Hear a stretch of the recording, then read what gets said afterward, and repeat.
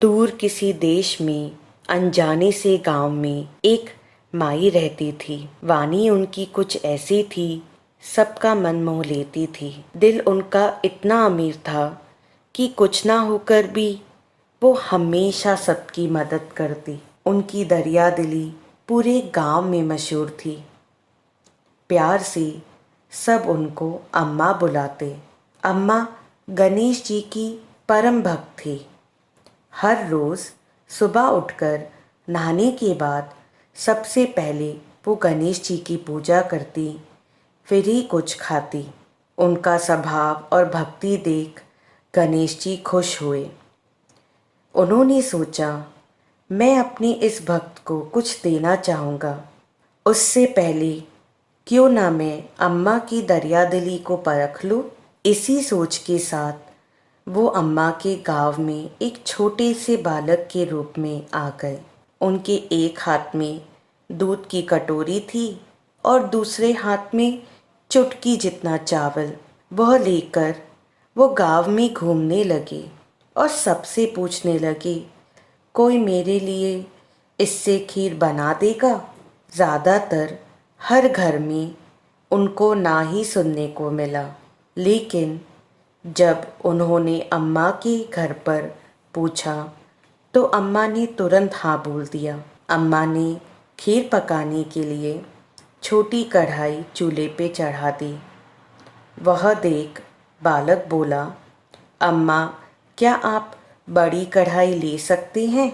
यह सुनकर अम्मा हंस पड़ी और बोली, बालक ये सामान तो इस छोटी सी कढ़ाई के लिए भी कम है। बड़े बर्तन में तो ये पकना बहुत मुश्किल है। लेकिन बालक ने बाल हटकी। ये देखकर अम्मा मान गई। उन्होंने बड़ी कढ़ाई चूल्हे पे चढ़ा दी। जैसे ही अम्मा ने खीर का सामान कढ़ाई में डाला, धीरे धीरे कर वो पूरी कढ़ाई में भर गया। ऐसा चमत्कार देख अम्मा हैरान थी, लेकिन अपनी गणेश जी की माया समझ नहीं पाई। फिर उन्होंने सोचा, ना जाने ये कैसी माया है, पर ये बालक ने मुझसे मदद मांगी है तो इसका काम तो करना बनता है। तो वो अपनी खीर बनाने लगी। तब बालक बोला, अम्मा मुझे बाजार में कुछ काम है, मैं थोड़ी देर में आता हूँ। अम्मा बोली, ठीक है, कुछ देर में खीर तैयार हो जाएगी, तब तुम आ जाना। जब खीर तैयार हो गई, अम्मा उसका इंतजार करने लगी, पर कई घंटे बीत गए, बालक नहीं आया। खीर को देख अम्मा का मन चल गया। उसने सोचा, क्यों ना मैं अपने गणेश जी को भोग लगा के थोड़ी सी खीर चख लूं। ये सोचकर अम्मा ने खीर को एक छोटी सी कटोरी में परोसा और गणेश जी की मूर्ति के आगे रख भोग लगाया। उसके बाद वह वो खीर खाने लगी। थोड़ी देर में बालक वहां आ गया। तब अम्मा ने उसे भी खीर परोसी और कहा, ये लो बालक, तुम्हारी खीर तैयार है, तुम भी इसे खा लो। तब बालक बोला, मैंने तो खीर खा ली अम्मा, जब आपने गणेश जी को भोग लगाया था। यह सुन अम्मा को अपनी गलती का एहसास हुआ और वो अपने गणेश जी की माया भी समझ गई। हाथ जोड़ बोली, आप जरूर मेरे गणेश जी हो, अब अपनी माया छोड़ भी दो प्रभु। और मुझे तब गणेश जी उसके सामने अपने रूप में आए और कहा, अम्मा आप मांगो जो आप मांगना चाहते हो। मैं आपकी भक्ति और दरिया दिली से बहुत प्रसन्न हूँ।